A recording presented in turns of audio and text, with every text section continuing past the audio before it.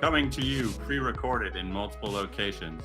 Some people say cucumbers taste better pickled. I think that's hella rad. We're your hosts, Andrew and Nathan. Nathan, how are you doing tonight? Pretty good, as always. Yeah? What's on the beer menu for you tonight? No beer. Oh yeah? What are you doing instead? Whiskey. What kind of whiskey? The finest for me. Kessler, smooth as silk. It's not, by the way. What are you drinking there? I have got Thorn Street Brewing Relay IPA. They're also located in San Diego. They've just opened up a new location in Barrio Logan, I believe. I haven't been there. I've only been to their original spot, which is like a house that they just converted into a brewery, from what I can tell. It's got a really good barbecue joint next door that I have not eaten at as well. All these things I haven't done that I keep talking about. Let's not turn this into cool spots in San Diego podcast, okay? All right, yeah. Or actually, let's do. It might be better. So non-sponsors. Gatorade, number one. Never will be a sponsor. And I don't know. I mean, that's mine. Yeah, I was going to say we're not sponsored by anybody that makes plain flavored Greek yogurt because that shit's gross. I don't know why it exists. Like, why not just get a flavored kind? Like, well, all you're going to do, go ahead. What about the ones that provide the fruit with the plain and you can mix it? That's a fucking annoying. Like fruit on the bottom or like the side cup that you dump in. Like fucking pre-mix it for me. I don't want this shit. It's like going to restaurants where you got to cook your own food. This is a scam. It's basically the same thing. Yeah. Yeah. So fuck plain Greek yogurt. So across the board, all of those companies. Mm-hmm. Okay. I'll support their flavored yogurts. No problem. So it's a product specific non-sponsor in this case. Okay. Yeah. Get that plain shit out of here. Give me some flavors, dog. But even if they provide the flavor, if it's not already mixed in, you're still against it. So you're like, you want the like goober shit that mixes the peanut butter and the jelly together. That's the kind of thing you're about. Have you ever had that like pre-mixed peanut butter jelly? No. I haven't either. I don't. It looked a little terrifying to me. Yeah, I think it's it's about pride. Why people don't do it, because it seems practical enough, but I have some pride about myself. I'm not about to use the goober. Yeah, I mean, I just look at it like there's no way this can be good, so I'm not even going to go there. That's a good point. Yeah. You want to open up with our first topic? You want me to open up with our first topic? Do you want me to open up with our first topic? No, I asked you. Do you want me to open up with our first topic? Yeah. I can, yeah. I got triggered earlier this week when I was on Facebook and... we need a trigger warning. Yeah, I don't have one, unfortunately. Provide me one and we'll put it in next time. But it was pictures from Burning Man and... somebody was like, oh, I was so happy I got to play with so-and-so's kids at Burning Man, and like toddler age kids. And I was just angry that somebody, like their thought process was like, well, I got to go to Burning Man, right? But I got this fucking kid. I know I shouldn't normally take a kid into the middle of the desert with a bunch of drug addicts and sex-crazed morons, but you know what? I can't miss it, and I'm not gonna leave them with my parents or anything like that. So let's fucking take the toddler out to the desert. Let's go. I know that I shouldn't be surprised by the fact that like there's just nobody. There's no gates. Like, hey, only over 21 at the entrance of Burning Man, but I still am. Well, it's. Like, you want your child's first memories to be like, oh, I remember my mom's friend had a big penis necklace and was dry humping a subwoofer out in the middle of the desert. I don't know. Yeah, I see a lot of shit where people shouldn't like bring their kids places they shouldn't. The first annoying one to me was like there's a lot of family friendly breweries down here, but at the same time, when it's 8, 9 o'clock and the parents are like getting drunk and the brewery's starting to get crowded, and then you got this fucking 4 or 5 year old just like hanging on to them or just wandering around. It's like, what the fuck are you doing? Yeah, same idea, not quite the same scale, but the idea is like, you shouldn't be out right now. Just go home with your No. fucking kid. I saw something the other day. It was, I think it's called Record Store Day, where just, I don't know, record stores put on fucking events and whatever. And one of the ones in my neighborhood had a little open patio, and they had like just bands playing all day. And I see this little kid, he's probably like 3 or 4, and he's out there with his dad, like, and he's got the those earmuffs you put on when you go shooting. And I'm like, why the fuck do you have your kid here? Like, if you knew to put the head ear, like the uh, whatever fucking headphones on Earmuffs. him, yeah, if you knew to put the earmuffs on him, don't you think it was a bad idea? It crossed your mind that it was a bad idea to take him to this in the first place. And as this is going through my head, thinking what a shitty parent this is, I see another fucking kid there, same age, with no earmuffs on. Well, there's a real parent right there. Yeah, I'm Fucking like, coddle your kids. Let them. Hearing degrades over time. It doesn't improve. Let's fuck it up early. I saw some shit too with like, you know what tinnitus is? Oh yeah. Yeah, it's for anybody that doesn't know, tinnitus is when you just get random ringing in your ears, and they think that it's like an early sign of hearing loss, and they're saying that it gets your hearing loss will get worse. Like if you go to a concert when you're younger, the damage from the hearing loss can be compounded later. So like the younger you get the hearing damage, the worse the damage from that will be later on. That's good. So take your kids to a lot of loud shows Take them to really early and loud shit when often. they're real. Yeah, yeah, yeah. Oh, fucking. Well, that's yeah. I mean, at Burning Man, you got that element as well. So it's also hella loud. And you got the fucking. I'm not trying to like demonize sexuality or anything, but not for a toddler. There's no business witnessing that. You got no business here, baby. Oh, I've held off talking about conspiracy theories for a long time, but I feel like it's time we get into flat Earth. That one is arguably a conspiracy theory. I feel like it's. I feel like it's a bunch of trolls. Like it has to be, right? It has to be. I agree that it was started by trolls, and then they just found an audience of dumb people that took And I guess yeah, there is too much about flat Earth for it to not have some people that believe it in earnest. I noticed like there was a convention for flat Earth, and there was nobody there like there was nobody there mocking or jokingly.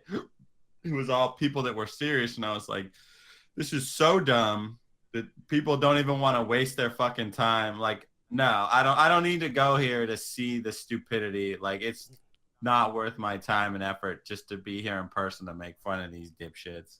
That's kind of disappointing because like 4chan will take the time to fuck with Shia LaBeouf at any occasion. They don't want to take the time to mess with flat earthers. But anything Shia LaBeouf does, they'll make sure to hound that shit out. I was just explaining to somebody last weekend the fucking brilliance of that whole "he will not divide us" thing. I was like, if you understood the lengths that people on 4chan went to shit on this guy, it was amazing. Like, just fucking star maps, like flight patterns, like everything they could do to just take it down. Yeah, the constellation thing or something. But anyways, the flat Earth conspiracy, as it were, is to me it's fascinating because they like their argument is based on just trusting the establishment. Like, oh, you're an idiot because you trust what they say, and it's hard to like break that train of or that line of reasoning, I guess, because it's just so defiantly opposed to anything that you're gonna say. Yeah, and yeah, anything. There's no amount of proof that you could give that will. It'll just be like there's just some new bullshit explanation, or they're like half-assed retarded physics experiments that they do to oh my god, it's like the shit with the horizon where it's um like we should be able to see the curvature of the earth and da da da da. I don't know. I've been so burnt out on watching like the debunking videos of the flat earth that Isn't it funny that we actually have to have, or we don't have to have it, but like it's become such a thing that people feel it necessary to debunk the flat Earth, like that we actually have to, that people feel it's a valuable commodity to explain why the flat Earth isn't a real thing. what they had some guy recently that like a stunt man they tried to launch him into I don't even know where the fuck where he was trying to go, but they made a rocket and launched this dude in the air with it. And you read like the articles about it, and it was clear. I think he even vaguely admitted to it. Was like, I just want these people. I'm just a stunt man, and I want these people's funding to do my stunts. So if they need me to believe the Earth is flat, for them to give me money to build my stupid ass rocket, then I'm all on board. So I guess they have a point from up here. It's not conclusive that the Earth is spherical, but Or like the fucking ice wall. I see. I never really looked too into the flat Earth stuff, but just hearing the ice wall, I mean, I think for most people draws you to Game of Thrones reference. You're like, wait, isn't that fucking Game of Thrones? Well, it's all based off of these maps that like flatten the Earth. Because I don't even like saying it this way, but they'll take the maps where they have what would it be, the North Pole in the center, and then the when they flatten it out, Antarctica becomes a giant ring around the edge of this circular map. And it was for navigators to use because they're not going to make fucking paper mache globes in like the 1600s to navigate. So it was like a practical way to do it. And they take these as like fact that the flat Earth is flat, and it's like, you fucking idiots. This is just a way of drawing the map out that makes sense on a 2D plane. It's based in fact, I guess, and then they manipulate that as like well, this is what they use to navigate the world. What do you mean to tell me it's not real? I guess I shouldn't hate. I mean, that one's definitely really dumb. I like when people get like talk about their families disowning them for being like a flat earther, and it's like they're probably afraid they're gonna catch whatever disease that made you dumb enough to believe this, so they had to excommunicate you. But I was guilty of falling. I wouldn't say I got super into it, but I definitely believed the Pizzagate conspiracy for a while. That one I found like super fascinating. I think the reason I never even got into that one is just because it had pizza in the title. I'm like, I can't take this serious. It says pizza. Come on. They did it intentionally, man. It was all to throw you off and make you not believe in it. Well, then if you're the one expound or wanting to expose this, then call it something better, like Yeah, don't call child it porn Pizzagate. gate. Then maybe I'll pay attention to it. Like, Well, actually, it's funny you say that because it was originally called Pedogate, and then it wasn't until the guy shot up the Comet Ping Pong pizza parlor that the news started running with calling it Pizzagate. unfortunate change in name. Yeah, and even that guy that shot up the pizza parlor. The weird thing about that whole shit to me. Maybe you Go should ahead. give a little bit of context for what you're about to jump into. So the whole conspiracy started when the WikiLeaks released all of John Podesta's emails Papa about John? the with the whole The yeah. Papa John? Give me some sody pops. Sorry. So it all started with those email leaks from John Podesta's email for the whole Hillary Clinton campaign, and then people started noticing all these weird like uh, references to like pizza and hot dogs and shit, and they started coming up with this theory that it was all like code words related to like child porn, because like they'll refer to like according to like 4chan, when you say like cheese pizza, the initial CP is also meaning child porn. So people started linking all these Podesta emails to like a child sex ring, whatever, all this weird stuff. And they brought in all this weird shit with like spirit cooking and all this weird like art that he had in his home. And basically, some way or another, they started linking it to this Comet Ping Pong in DC, because I think some of the emails they talked about it. And so some guy went in there like convinced that it was real. So he goes in there with a some kind of gun and like shoots up the place and doesn't find anything. The only weird thing I found about the whole pizza place was, and him shooting it up, was he somehow, one of his shots, he somehow managed to fire it through a door and hit a computer on the other side, and the bullet went through the hard drive of the only computer in the office there. I was like, that seems convenient, but okay. Almost as crazy as the Kennedy bullet. Yeah, yeah. It always comes down to a bullet in these conspiracy theories. Um, so yeah, what happened from there? So yeah, that was like all fizzled out, and then I think after that, that was like people's proof that it wasn't real. So it all kind of like died out from there. There's still some people that are into that row, right? They're still into Pizzagate. Yeah.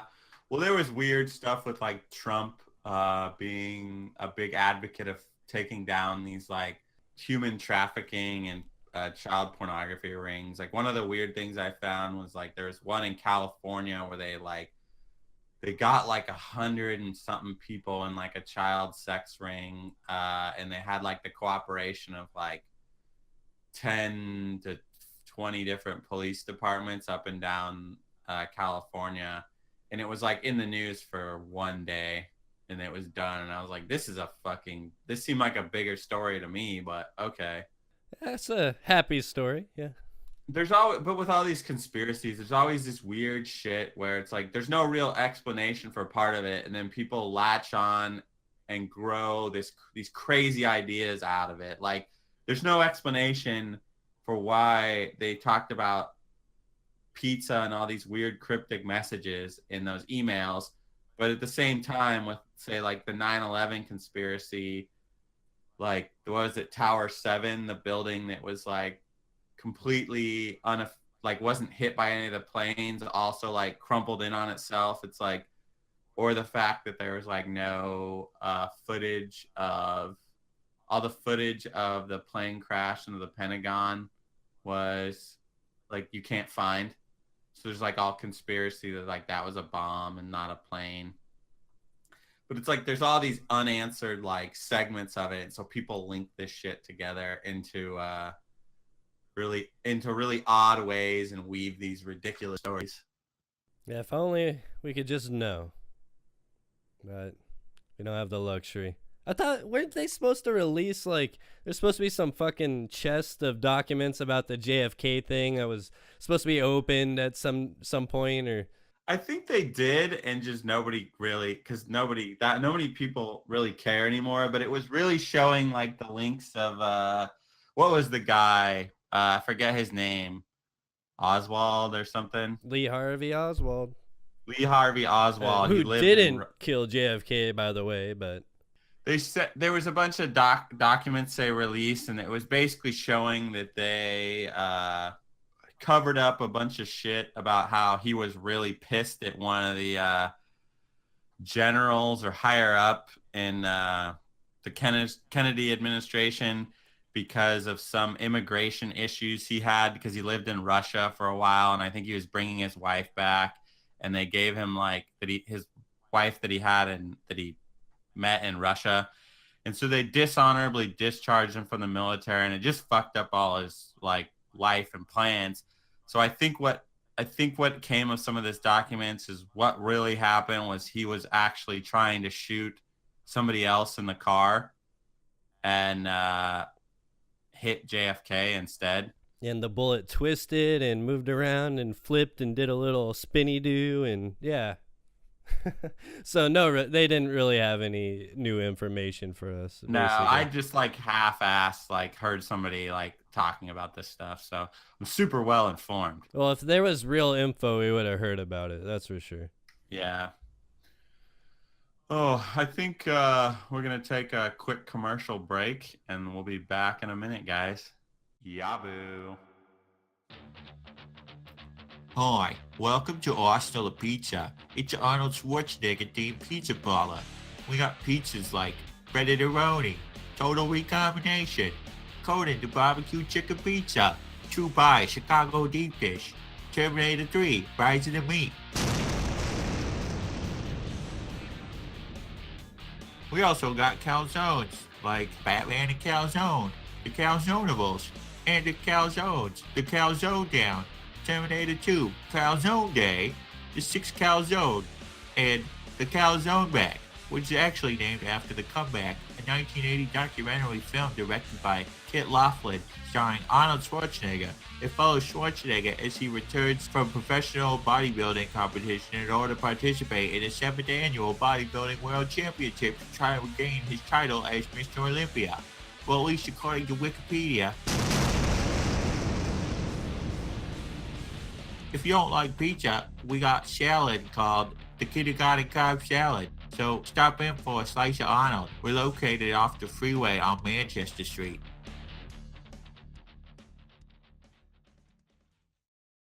Come on down to the fairgrounds this Sunday and see the world-famous Hot 2 Trot Horse Show, featuring the most majestic and beautiful creatures on the face of the earth. But don't just take our word for it. Listen to this customer testimonial. Yeah, I gotta tell you, I love my wife, Bernice. I love her more than anything in the whole world. But you know, something I ain't never known up until after we got married is she loves these fucking horses. It's been a source of conflict for me ever since we've been married together. And let me just tell you this, you know, I can't even get in the fucking door. Every fucking day over there, I walk in and she's like, "Honey, oh, you gotta see. I seen it on the horses on the TV. You gotta come over here and check it out." And it's just every fucking day. I can't handle it. I love it so much, but these horses, I never knew that anybody cares so much about a fucking horse. And what it's done to me is it's transformed me into this you know, real bitter kind of. I can't stop but fucking think about how much I hate these fucking horses. I hear about it all the fucking time, and it's like my whole life is a labyrinth, and you know, every fucking path it just leads to more horses, and they're little high steps, and they up and down, and they trot around like you know, step 1 2 over here, step 1 2, and she loves it. She fucking loves it. You know, I can't understand why she's so into these fucking horses. She's driving me fucking nuts. And I love her, and I just wish that, you know, we could just live without the fucking horses all the fucking time. Well, why is it always horses? Why does it have to be like this? It's everything. I ask myself this question all the fucking time, every fucking day. And I love it so much that I still deal with these fucking horses all the fucking time, but I gotta tell you, the horse show over there at the fairgrounds, it's pretty good. You may want to consider going and checking it out. Take the whole family. You know, as much as I hate horses, and it pains me to say, the show is pretty good. It's a pretty good show. Go check it out. Well, there you have it, folks, straight from the horse's mouth. Come see the world-famous Hot 2 Trot Horse Show at the fairgrounds this Sunday, featuring the most majestic and beautiful creatures on the planet. Seats are filling up fast, so get your tickets today. Bring the whole family. Gates open at 5 and the show starts promptly at 6 p.m. Yabu. And we're back. Nathan, how have you been on the break? Couldn't be better. Yeah? So it's my understanding you got some more knowledge on Puerto Rico after our last conversation.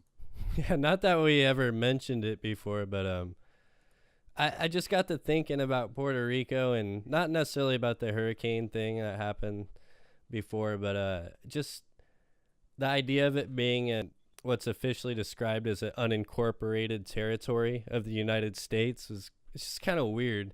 And I realized I don't really know a lot about Puerto Rico, so I kind of started digging. And disclaimer, this isn't really funny or anything, but we could be educational too, right? well, there's a certain things that I thought were interesting. I kind of wanted to get your take on it.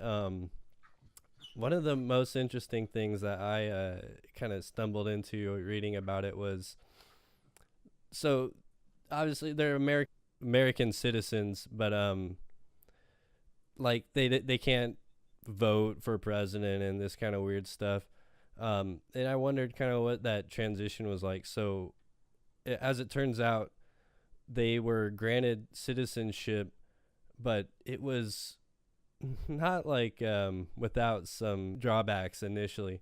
So there was this there was this act called the Jones Act, and it granted them citizenship, but they actually opposed this, and it come to find out that it was right before they issued the Selective Service Act, and also right before they entered World War I. So they pretty much are like, hey, congratulations, you're citizens of America, and now you get to go fight in Europe.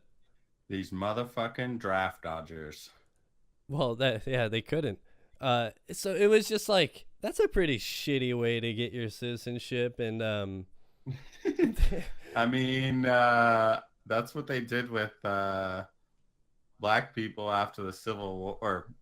Yeah, but this is like motherfucking like World War I, and black people were like, yeah, we're gonna fight so that there's like we have a movement behind it where at the end of it, we're gonna quote unquote be free, although obviously that's a complicated history. But what does Puerto Rico give a fuck about what's happening in Europe? And they're all basically Spanish that came over and then were colonized, and then apparently we just got them through some treaties.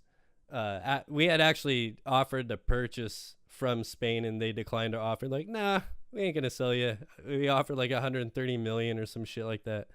But anyways, I thought that was a fun little piece of history, but also the fact that like even to this day, they're like, the citizens in Puerto Rico are lobbying to either become a state or let us be like our own nation, and Congress basically just ignores them because they don't have to respond. They're just like, okay, yeah. They're like, come talk to us when you're connected to the rest of the United States, and don't bring up Hawaii or Alaska. Those are different circumstances. Yeah, they're like, let us be part of the United States. And we're like, nah. I mean, you are, but not really.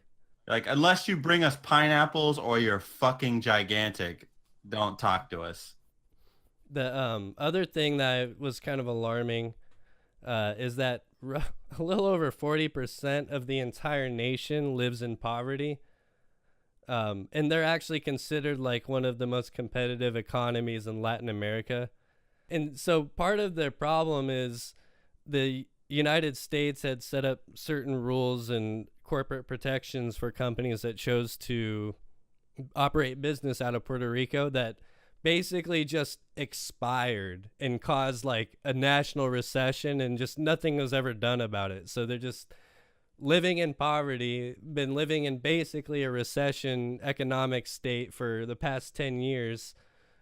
And like, they're part of America, I guess. I just don't get it. Like, why are we, why is this even happen in this day and age?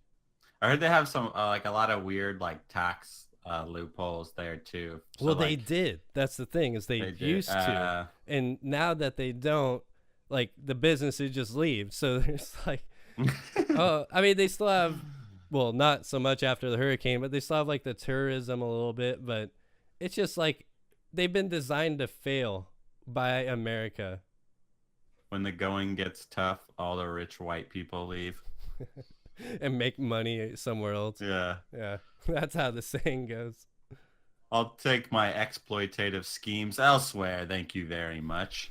I don't have to put up with this playing by the rules bullshit. Yeah, fucking try and regulate me.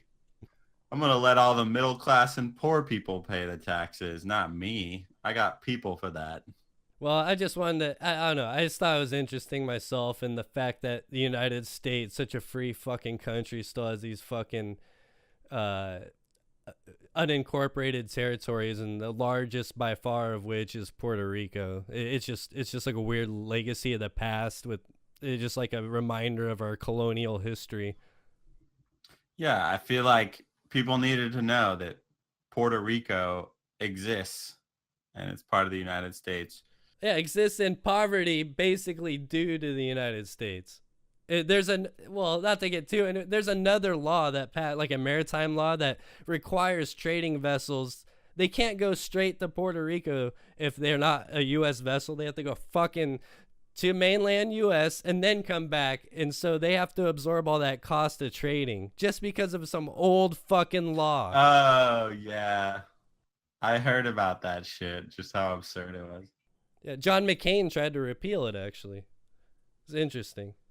Okay, enough about Puerto Rico. People are like, I'm learning too much. You're starting to starting to fucking zone me out here. Yeah, let's get into something a little sillier. We gotta get into our segment here. Who? What? Where? When? Why? And Howie Mandell. All right, so for those of you who forgot, this week's challenge is John Leguizamo. So Nathan, you're the winner from last week, so I'll let you start your connection. I'm not as confident this week, that's for sure. I think it turns out if you have two people in entertainment, that actually trying to find that thread is a lot harder because there's so much more to dig through. So anyways, Howie Mandel was in Little Monsters movie with Fred Savage. Fred Savage was voice actor in a Family Guy episode, Foxy Lady, in 2009. Seth MacFarlane is the writer and creator of both Family Guy and American Dad. And John Leguizamo voiced the character Lewis in American Dad episode The Full Cognitive Redaction of Avery Bullock by the coward Stan Smith. Oh, fascinating. My link was they've both been on, John Leguizamo and Howie Mandel have both been on the Conan O'Brien, whichever variant of his late night talk show. They've both been on it multiple times. The TBS or the NBC? Which brings me to my next point of the huge flaw in using talk shows to link them together, because it totally destroys the challenge. Since they always go on for press. Yeah. Yeah, because everybody's been on all of these fucking talk shows. Hey, so. That's your fault for fucking making the first one Martin Luther King fucking Jr., for Christ's sake. I played by fair rules on this one. I had to fucking go there, all right? So are you saying you felt like you cheated on the first one? No, I felt like I didn't have a choice but one. to choose that as a connection. There's no, I couldn't think of anything else. But I get your point, yeah. Yeah, we gotta like retool the rules so that it's just like TV shows and movies. Because even mine, I fucking use like a People magazine article and a photo from a fucking red carpet event. So that's some fucking bullshit if you ask me. But I'll take it where I can get it. Yeah, it's more of a. I hear you, the TV movie association, but we have to then you have to be careful about who the examples are. They have to have obviously a filmography, but that's fair. So this brings me to my pitch to you for our next segment idea. I used to play this game on car rides, the fucking 6-hour car ride from San Diego to our hometown. Shout out to Merced, California. 209. Don't ever do that again, please. No. You know it. You know it all too Yeah. well. You've seen people with the tattoos. Yeah. But fuck those people from Stockton and everywhere else that share 209. It's just about Merced. You know, my girlfriend would give me shit because I would say I was from Merced, but I'm from the humble little neighboring town of Atwater. She's like, you can't claim to be from Merced. You're from fucking Atwater. I'm Merced like, County. Yeah, exactly. They're both garbage. Why does it matter? It's like, I'm from the left side of the dumpster. You can't say you're from the right side of the dumpster. Yeah, did you explain it to her that way, or? No. You should You give gotta it a watch shot. yourself. You gotta watch yourself because it's so fun to shit on it. But then most of the time you're shitting on it to people that still live there. So you're like, oh, maybe they don't appreciate you talking about how much you hate where they're stuck. They're gonna love this podcast. Yeah. Yeah, I know. It's like the only people that listen to this are from there, and they're just like, fuck you. I'm shutting it off now. Hey, friends. Hey, fuck where you Yeah. are. Fuck you. Yeah. Hello, listeners. Go fuck yourself. But my segment idea was the idea is that you come up with a superpower that you believe is completely useless, and the other person has to find a practical use for that where they could actually be an effective superhero. Like, for an example, like if somebody was like, he has the power to turn shit into ice, you're like, well, that's really useless, right? Like, you can't, what are you gonna do if you turn poop into ice? Like maybe you can make some cold drinks, but it still seems kind of gross. Like, you're not going to be able to fight crime with that, right? It's poop ice? Like the ice is made of poop, or it's... No, it gets changed on a molecular level to just pure ice. That's not too bad. Yeah. I could work with that. So, but the counter there could be that, like, well, you could turn the shit into ice while it's still inside of somebody, and that could cause some damage.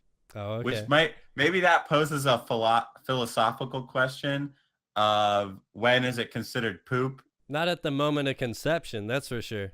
Yeah. Is it the moment it goes from your large intestine? That would be my argument, that it's poop when it goes from your is it large intestine then small intestine? I believe so. Do you know biology very well? Yeah. I would argue that that's the moment it becomes poop, because there's a lot of gray area between stomach and large intestine. Oh, in terms of what it is, yeah. Yeah, but I mean, for me personally, it's not poop until it's out of the butt. Yeah, I was gonna say, what about like anal sex? But I mean, it's still, if it's on you and you pull out, then it's still poop. So it becomes poop as you pull it out of the asshole. Yeah. Your argument still stands. Oh my god. But yeah, that's my proposal for a new segment. Not talking about shit the entire time, but terrible superpowers. I think the rule should be asked to be related to shit in some way.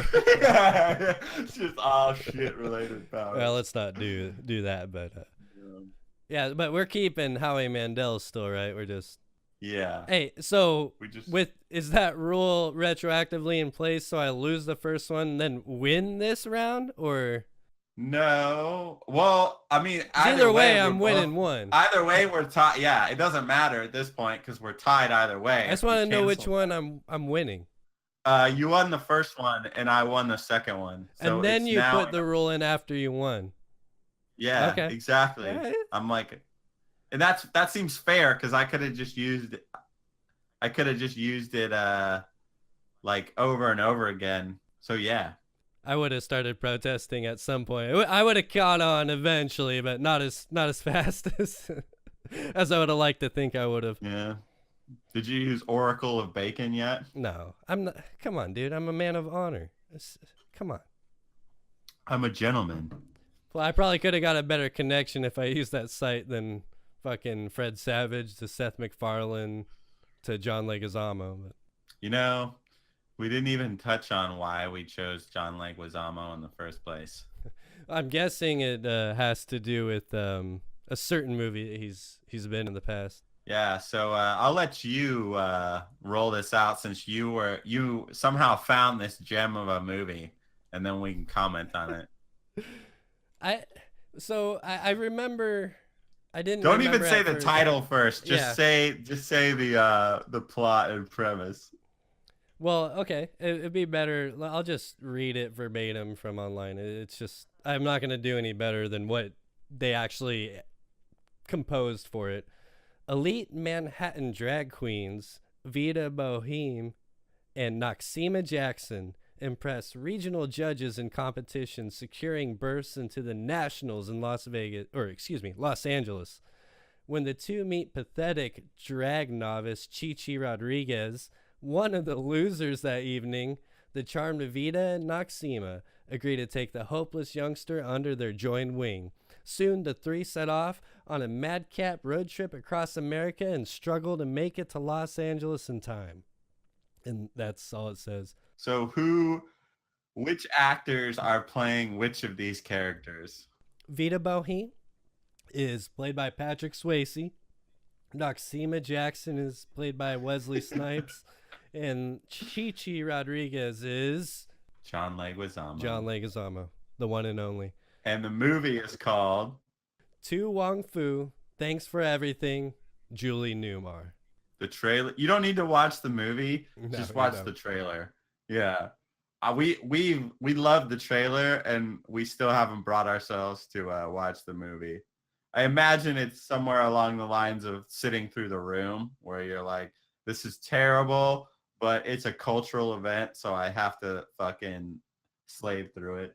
This movie was made in '95, and we're still talking about trans issues today. They took it head on back in the mid '90s. Yeah.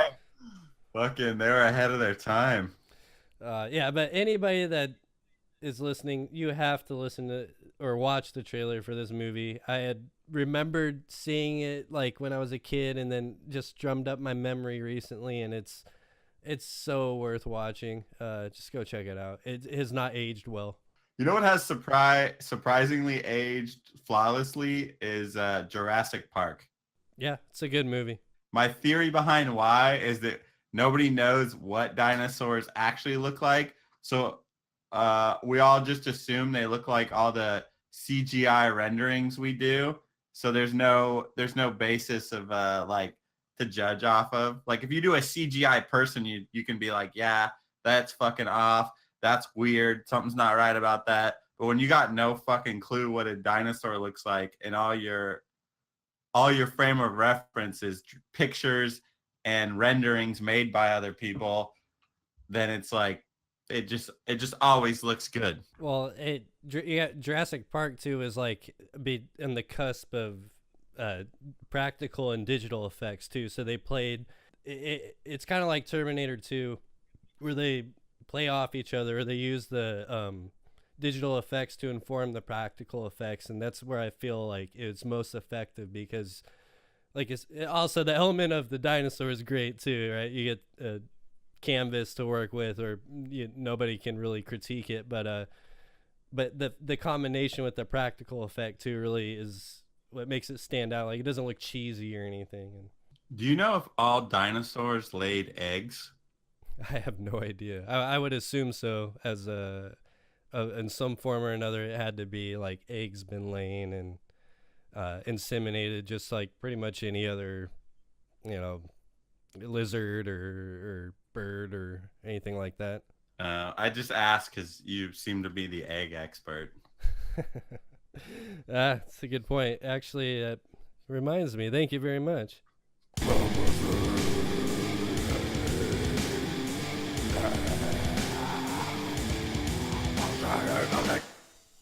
As we all know, of the 50 Imperial Jeweled Egg made by the Faberge Company, only 47 have been found or confirmed as damaged or whatever, leaving many Wow. to be found. But 7 roughly, if my count is accurate. So I've covered it a few times already. I don't really have much more to update you with outside of the fact that there has not been another egg found since I last updated you. Oh, I think this segment's better when I just shit all over your stupid Faberge egg updates. Well, I mean, the update's over now. Yeah. Yeah, I didn't shit on it. So. Yeah, because you let me talk this time. Yeah, actually, let me just fucking get through it, finish it, and then I'm done. But to be fair, That was like a whole 5 seconds. well, I you might have a little bit of a point about how much content I can produce week to week on this. But the main thing the whole reason I want to do it is just to tell people, let them know if one has been found or not. We don't need to get into the history. We can if you want. But I tell people about this segment that aren't listeners yet to the podcast, and they're actually fascinated. They start asking me all this information about Faberge eggs, and I'm like, I don't fucking know. Like, you listen, he explains it all. Like, Jesus. I never thought people would actually be interested in fucking decorative eggs, but clearly they're confused. They think that it's the one that their fucking Aunt Sally has back in fucking Missoula or some shit. They're like, oh yeah, I love Faberge eggs. I don't have to get into it again, but they don't fucking know what a Faberge egg is. But the irony is, if they knew what a Faberge egg was, they'd be even more interested in hearing about it. Oh, we need to get you on Antiques Roadshow. Dude, if I found a Faberge egg on Antiques Roadshow, my life could just end then. It'd be complete. That's going to be the pinnacle of the podcast, is getting, we're going to get a nice studio one day, and we're going to have that as the centerpiece on the table, is a Faberge egg. Which one's your favorite? All of them. Diplomatic answer. What is that? Like, the movie Office Space. Like, what's your favorite Michael Bolton album? Yeah. Oh, all of them. Like, I just can't decide. Yeah, I celebrate the man's entire catalog. Yeah. I can't choose just one. We could, one fun thing about Faberge eggs is that the heist element of it. I mean, there's obviously a lot that have been found. Doesn't mean you can't take it. You can fucking go steal it. If you guys got any tips out there for where we can find Faberge eggs to heist, Nathan will give you all our contact info shortly. Well, most of them are this dude Victor Veckelsberg. He has the majority of them, so we gotta we gotta get to that guy. But I was really hoping his name would be Schmeckelberg, like Schmeckelsberg, like a penis. Yeah, he probably has a small penis that he has to collect so many fucking Faberge eggs. Like, let the world have some of them, motherfucker. Like, I think he has over half of them. Why he feels the need to hoard all the fucking Faberge eggs, but whatever. We'll find some new ones, and I'll let you know when we do. It's like lifted trucks and Faberge eggs, clear signs of small dicks. As the saying goes. Yeah. As it goes now. Yeah, so that was it. Updates over, and I think our podcast is over now, huh? Yeah, you want to close us out? Yeah. Thank you all for listening. If you are interested in contacting us, you can on Twitter at It's Hella Rad. Our SoundCloud is It's Hella Rad, and our Facebook page is simply Hella Rad. We also have a Discord, which I can link on Twitter or something. I think I'll link it on the Facebook. Not like anybody's listening or will even come, but I like to chat If you want to leave us hate mail, we'd be happy to read it during the show. So get creative. Yeah, tweet us your hateful comments or not suggestions. I don't want to hear suggestions, No, to be honest. I don't want positive feedback. I just want you to shit on us, like John McAfee. Yeah, shit on us all you want. All right. Good night, everybody.